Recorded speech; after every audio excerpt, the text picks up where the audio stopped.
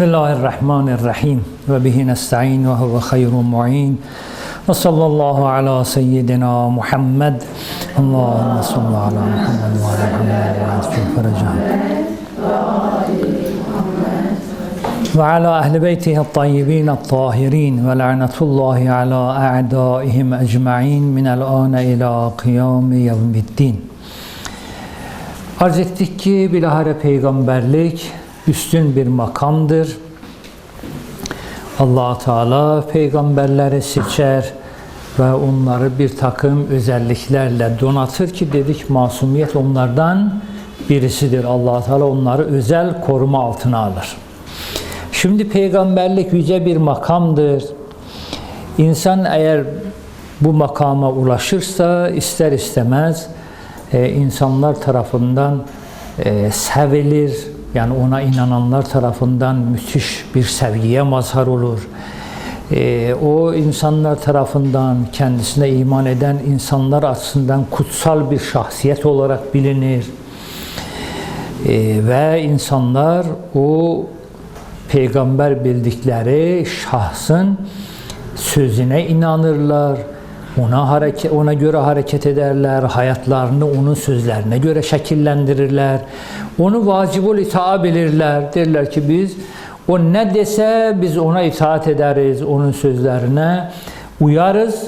Onun için peygamber olan bir şahsa insan malını, canını, evladını, her şeyini feda eder. Böyle bir makamdır.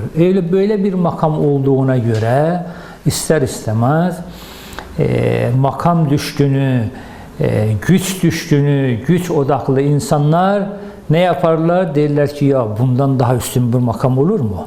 İnsanların hatta düşüncesine bile biz hitap edeceğiz. Bir insan gerçekten peygamberse insanlar kendi düşüncelerini, gönül sofralarını ona açmıyorlar mı? O onları şekillendirir, kafa yapısını, düşünce yapısını onlara yön verir. Biz de en iyisi ne yapalım? Diyelim biz de peygamberiz ve insanların her şeyi artık bizim hizmetimizde olur. Bundan daha avantajlı bir durum olabilir mi? Güç düşkünü, dünya düşkünü insanlar için olamaz. Onun için diyoruz ki tarihte sahte peygamberler de çıkmışlar. Niye? Diyor ya bu avantajı çok. İnsanların kafasına, düşünce yapısına hükmedeceğiz. Malına, mülküne, her şeyini bizim hizmetimize sunacaklar. Bundan daha iyi bir fırsat var mı?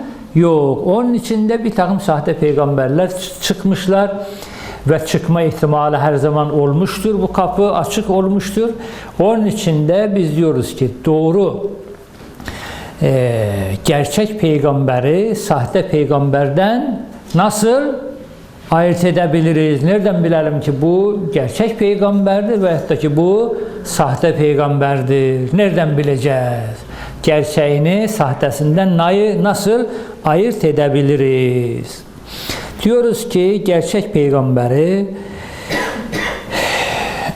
sahte peygamberden ayırmanın 3 tane yolu var. 3 tane yolu var. Birincisi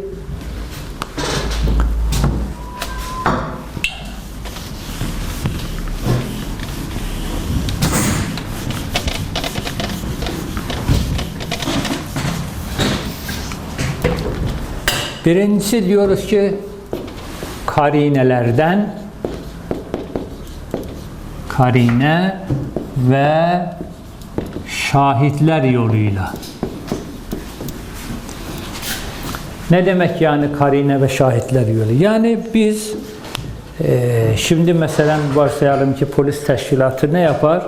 Bir tane olay vuku bulmuşsa ve gizli yapılmışsa bilinmemesi üzerine mesela bir eylem gerçekleştirilmişse poliste bu işin uzmanı olan insanlar ne yapar? Bu teşkilatta gelirler o olayı işte mercek altına alırlar. İpuçlarından hareketle olayı aydınlatmaya çalışırlar ve çoğu zaman da olay aydınlanır.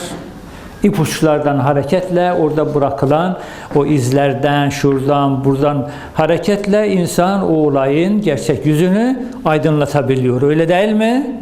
öyledir. Biz diyoruz ki bunu biz peygamberlik iddiasında bulunan insan hakkında da bu yöntemi kullanabiliriz. Yani bir insan peygamberlik iddiasında bulundu. Bu acaba doğru mu iddiasında yoksa iddiasında yalancı mı bu? Ne yaparız? Diyoruz ya bunu bir masaya yatıralım. Bunun bir geçmişini araştıralım. Bakalım bu geçmişinden nerede dünyaya gelmiş, anne babası kim, hayat tarzı nasıl, doğru konuşan birisi mi, yoksa hayatında çeşitli mesela çirkef işlere bulaşan birisi mi, dürüst insan mı, dürüst insan değil mi, nasıl bir insan olduğunu araştırıp tamamen ortaya dökmek mümkündür. Dolayısıyla bir insanın geçmişi, nerede yaşamış, nasıl bir ortamda olmuştur, çeşitli mesela ortamlarda olmuştur, o ortamlarda nasıl hareket etmiştir. Mesela farz et gelmiş 35 yaşına, 40 yaşına, 50 yaşına bu insan bir sürü hadise, olay yaşanmış, bu olaylardaki tutumu nasılmış, zalimden yana mı tavır koymuş, mazlumdan yana mı tavır koymuş. Yani onun hayat tarzı onun peygamber olup olmayacağını, böyle bir şeye elverişli olup olmadığını ortaya çıkarır. Bazen bakıyorsun ki mesela bir köy halkı, o televizyonlarda geçmişte vardı. Bir köy halkı, bir kabile, bir kavim birleşmiş, bir olayı gerçekleştirmişler ve hepsi de anlaşmış ki asla açık vermeyeceğiz. Ama buna rağmen ne olur? Polis teşkilatı, savcısı, hakimi, şuyu buyu ipuçlarından hareketle sonunda ne yaparlar? Hakikati ortaya çıkarlar. Halbuki o insanlar hepsi birlikte karar almış ki bu olayın aydınlatılmasına izin vermeyeceğiz. Bu olayı gizli tutacağız. Ama buna rağmen gizli kalması mümkün mü? Mümkün değil. Onun için biz diyoruz ki bir insan eğer peygamberlik iddiasında bulunuyorsa biz onun hayat tarzını, geçmişini, sabıkasını, şuyunu buyunu araştırarak onun doğru deyip demediğini keşfedebiliriz. Bu bir yöntemdir. Peygamberlik iddiasında bulunan insanın doğru söyleyip söylemediğini keşfedebiliriz. Bu birinci yoldur. İkinci yol ise önceki peygamberin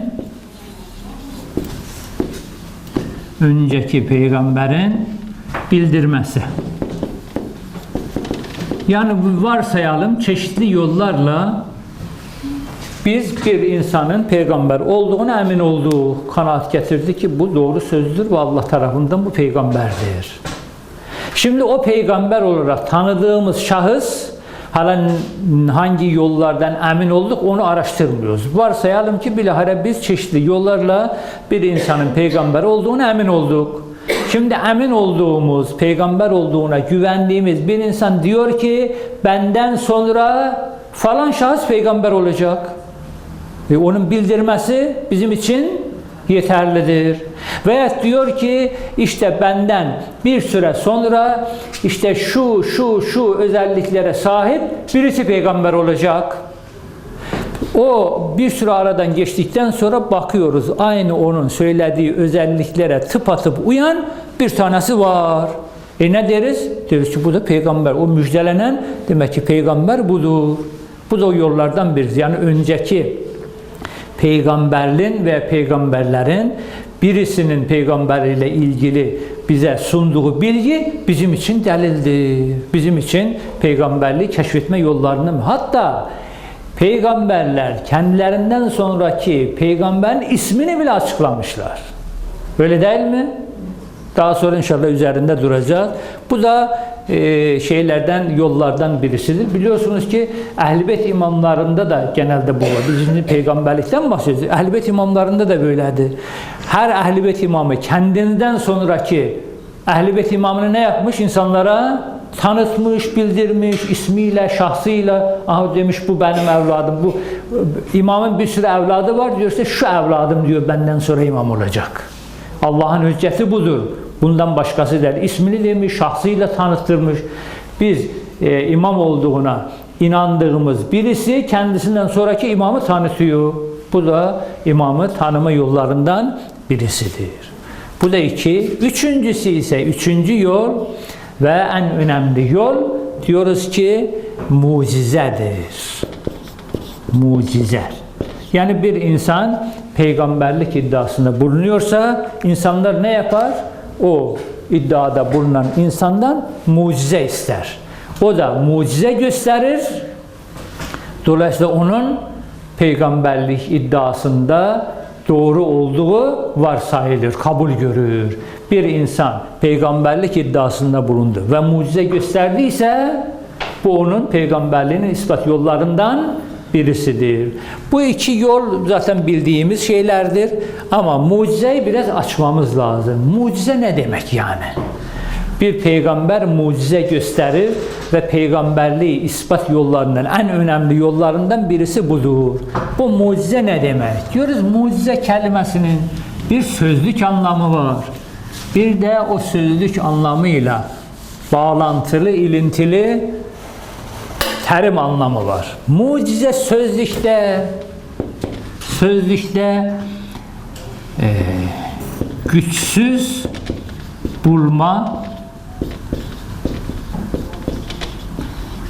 mucize kelimesi Arapçada aceze, acizlik, aciz diyor ya Türkçe'de de. O kelimeden türemiştir. Mucize yani bir insanı aciz bulma. Mesela diyorsun falan insan güçsüzdür, kudretsizdir, acizdir, zayıftır. Buna der ki ben onu aceze yani onu zayıf buldu, onu güçsüz buldu. Bir anlamı budur. Bir anlamı da güçsüz bulma değil de güçsüz bırakma. Güçsüz bırakma. Yani sen bir başkasını güçsüzleştiriyorsun. Onu etkisiz kılıyorsun. Bir anlamı da budur. Mesela diyorsun ki ben falan kesi a'cezehu yani onu aciz bıraktı. Yani onu güçsüzleştirdi, onu zayıf bıraktı, etkisizleştirdi. Yani bu mucize kelimesi hem geçişli hem geçişsiz olarak kullanılır. Bir diyorsun yedim, bir de diyorsun yedirdim. Geçişli ve geçişsiz. Bu da öyledir. Bir güçsüz bulma, bir de güçsüz bırakma. İki anlamda da kullanılmıştır mucize kelimesi. Bu bunun sözlük anlamıdır. Yani Arapça sözlüğü açsanız bu iki anlamla karşılaşırsınız. Bir de bunun terim anlamı var. Terim anlamını şimdi biraz açacağız ama o terim anlamıyla bu sözlükteki anlamının irtibatı var. Diyoruz falan peygamber mucize gösterdi. Yani başkalarının yapamayacağı, başkalarını aciz bırakan bir iş yaptı. Yani öyle bir şey gerçekleştirdi, öyle bir olay gerçekleştirdi ki o olayı yapma konusunda diğerleri nedir? Acizdir. Başkalarını aciz bırakan bir olay gerçekleşir. Buna diyoruz peygamber mucize gösterdi. Yani o terim anlamıyla bu sözlük anlamı arasındaki irtibat. Şimdi mucizenin terim anlamı nedir? Mucize kelimesi akaidde, kelam ilminde ne anlamda kullanılır? Diyoruz ki mucize kelimesinin kullanılması için, terim anlamda kullanılması için şu şeyler olması lazım. Birisinin peygamberlik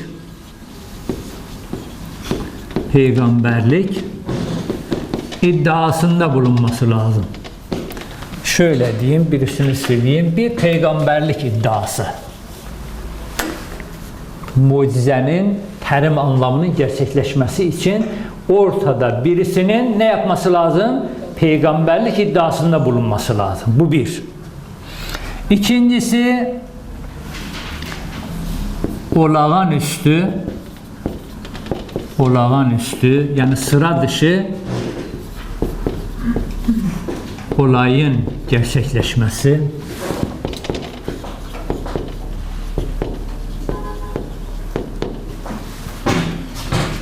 Üçüncüsü Allah'ın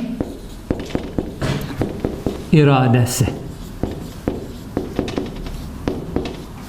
Yani şöyle diyelim ki birisinin peygamberlik iddiasında bulunan bir insanın Allah'ın iradesiyle olağanüstü bir olayı gerçekleştirmesi. Bunun adı olur mucize. Mucize demek ki peygamberlik iddiasında bulunan bir insan Allah'ın özel izni ve iradesiyle olağanüstü bir olay gerçekleştirir, hadise gerçekleştirir. Bunun adına diyoruz mucize. Bu dediğim, vurgu yaptığım, ayrı ayrı vurgu yaptığım şeylerin, hususların her birisinin bir sebebi var. Şeyin tanımında, mucizenin tanımında yeri var. Şimdi diyoruz ki mucize Allah'ın özel iradesi ve izniyle gerçekleşir. Bunun manası şudur ki, yani mucize peygamberin yetkisinde olan bir olay değil. Ki peygamber istediği zaman her gelene mucize göstersin. Hayır, öyle değil. Bu Allah-u Teala'nın iradesine ve iznine bağlıdır. Yani Allah-u Teala uygun gördüğü zamanda ne yapar? Peygamberine izin verir, mucize gösterir. Yoksa peygamber istediği zaman her gelene mucize gösterir. Böyle bir şey değil mucize. Mucize Allah'ın iradesine, özel iznine tabi bir olaydır. Onun için de Allah-u Teala peygamberlere öyle istedikleri yerden mucize göstersinler, böyle izin vermemiş. Peygamberliğin ispatı için ne miktar mucize gösterilmesi gerekiyorsa Allah Teala o miktar izin verir. Ne miktar izin gerekiyorsa insanların hidayet bulması için. Yani bir insan peygamberlik iddiasında bulundu.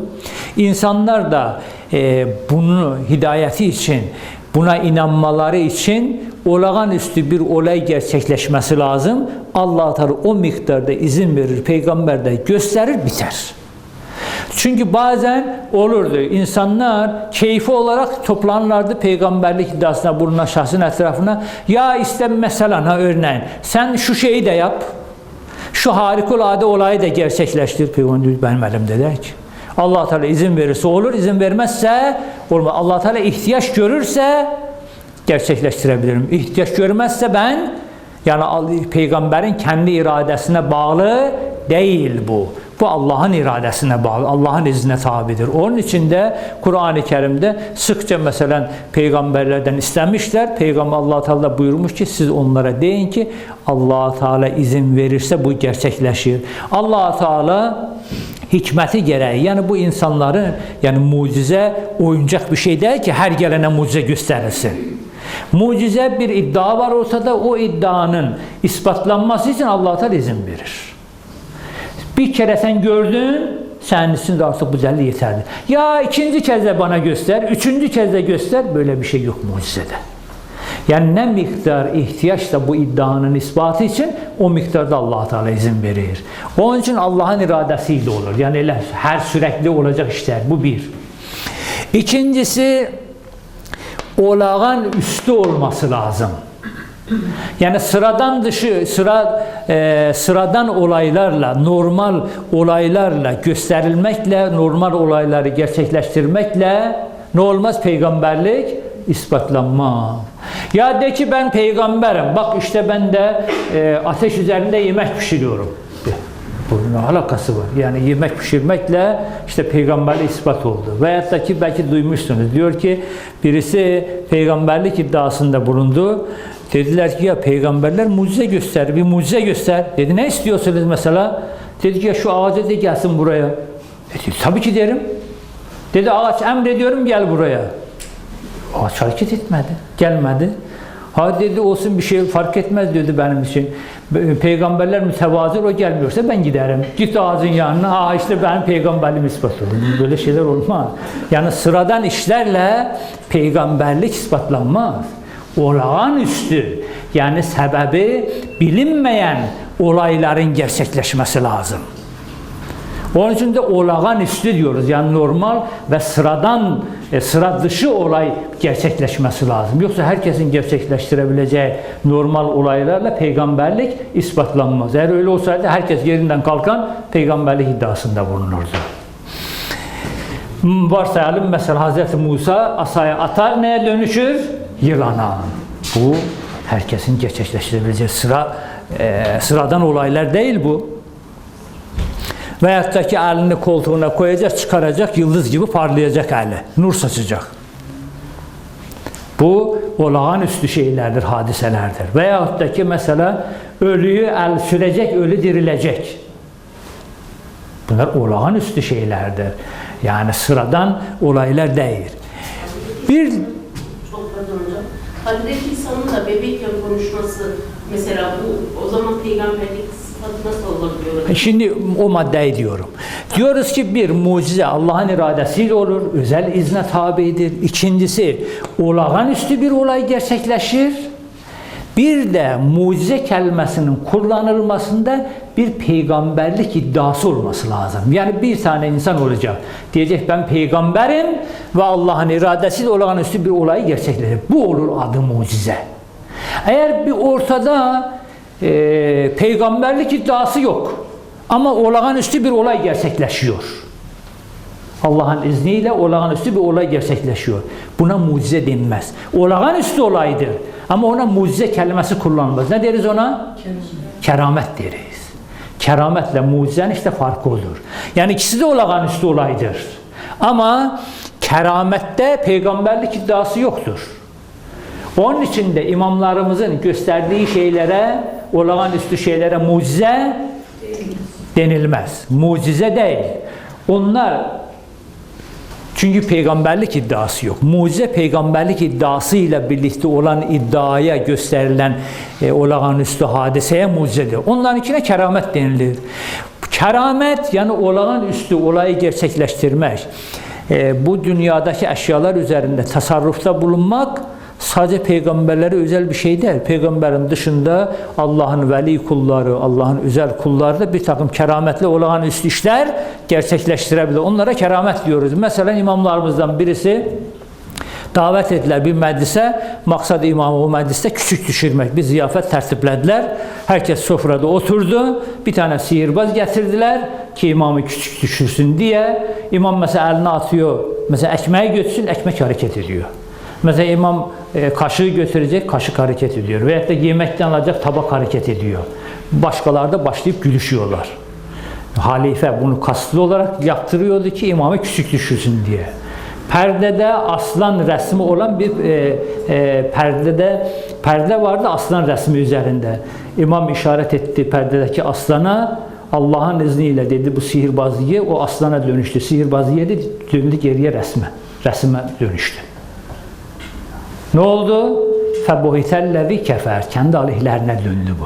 Bu şimdi nedir? Mucize değil bu. Bu keramettir. Yani olağanüstü bir olaydır. Olağanüstü bir olaydır. Peygamberlik iddiası yok burada. Burada imam kendisine hakaret ediliyordu imamet makamına. Ona cevap olsun diye olağanüstü bir olay gerçekleştirdi. Bu olağanüstü olay gerçekleştirme eşya üzerinde tasarrufta bulunma kapısı herkese açıktır. Sen Allah'ın kulu ol, Allah gibi istediğin şeyde tasarrufta bulun. Bu kapı herkese açıktır. Herkes istese olabilir. Elbette bu bir fazilet mi? Yok, fazilet değil. Yani keramet gösteren insan keramet göstermeyenden daha üstündür. Böyle bir şey söz konusu değil. Önemli olan insanın Allah'ın kulu olmasıdır. Allah'a kul ol. Allah'a teslimiyet sergile. Allah-u Teala'nın günahlarından vazgeç. Allah-u Teala'nın farz kıldığı şeyleri. Önemli olan fazilet budur. Takvadır.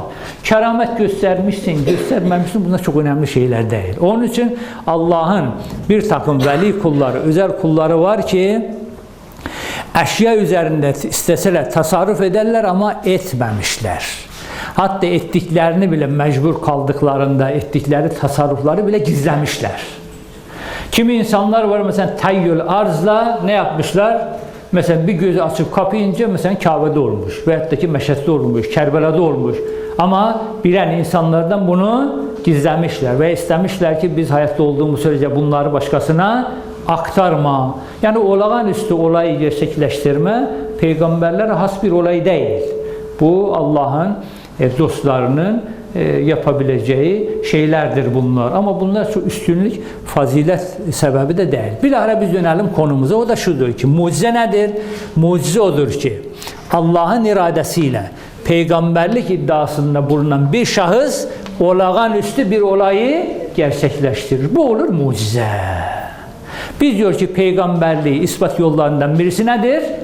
Mucizenin gösterilmesidir. Mucize gösterildi mi bir insanın peygamber olduğunu kabul ederiz. İddiasında doğru olduğu kabul edilir.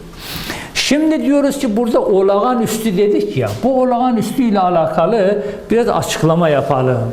Diyoruz ki olaylar 3 çeşittir. Dünyadaki olaylar, hadiseler 3 çeşittir. 1. Normal ve sıradan olaylar.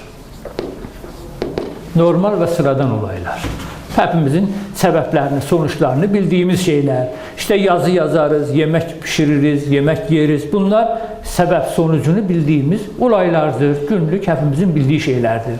O işi sen de yapabilirsin, bir başkası da yapabilir, bir diğeri de yapabilir, herkes yapabilir. Herkese açık şeylerdir. Sebep sonuç ilişkisi bilinen şeylerdir, olaylardır. Bir de olağanüstü olur. Yani sıra dışı olaylar. Bu sıra dışı olaylar 2 türlüdür. Sıra dışı olaylar 2 türlüdür. Sebebi bilinmeyen, yani geniş sebebi bilinmeyen olaylar 2 türlüdür. 1. Sebepleri ulaşılabilir türden şeyler olur. Nedir? Olağanüstü işler olur. Bir de sebepleri ulaşılmayan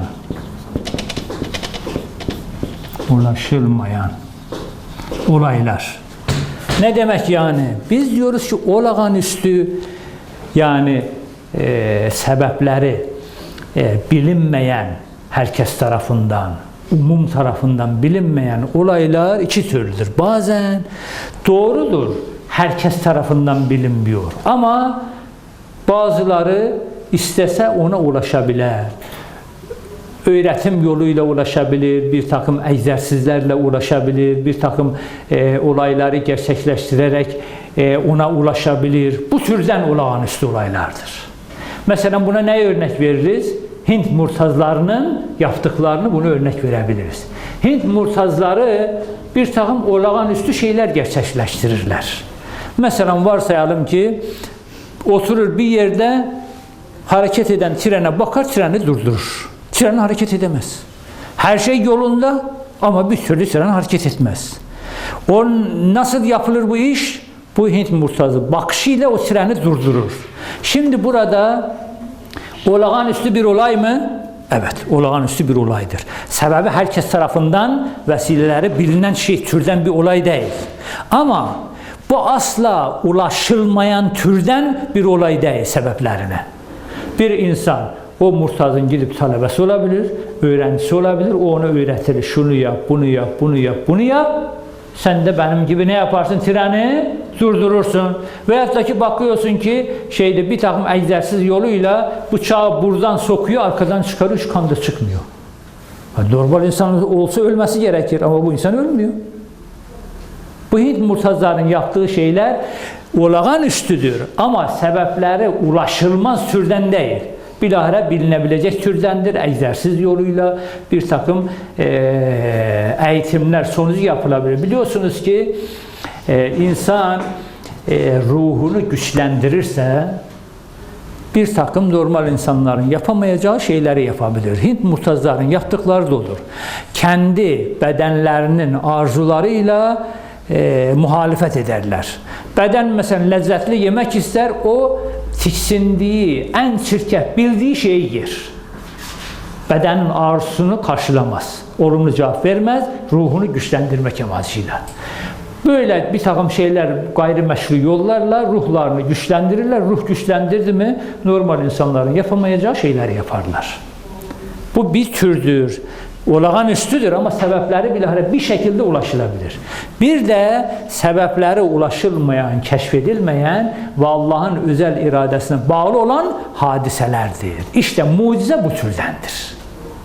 Mucize olağanüstüdür ama sebebi de ulaşılabilir türden değil. Yani egzersizle, ne bileyim eğitimle, şununla bununla başkasına intikal edecek türden değil. Onun için mucize ile bunun farkı, Hint murtazlarının yaptığı farkı budur ki Hint murtazlarının yaptıkları eğitim yoluyla başkasına intikal edilebilir, devredilebilir ama mucize başkasına devretme imkanı yok.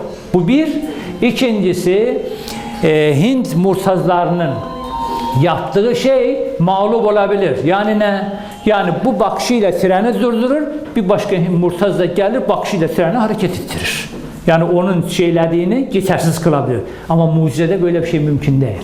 Mucize gerçekleşti mi onu geçersiz kılacak hiçbir güç olamaz. Bu da Hint murtazlarının yaptığı olağanüstü işlerle mucizenin farkı. Diyoruz peygamberliğin ispat yollarından birisi mucizedir. İnsan mucize gösterdi mi onun peygamberliği ispat olmuş olur. Vesselamu aleyküm ve rahmetullahi ve berekatuhu.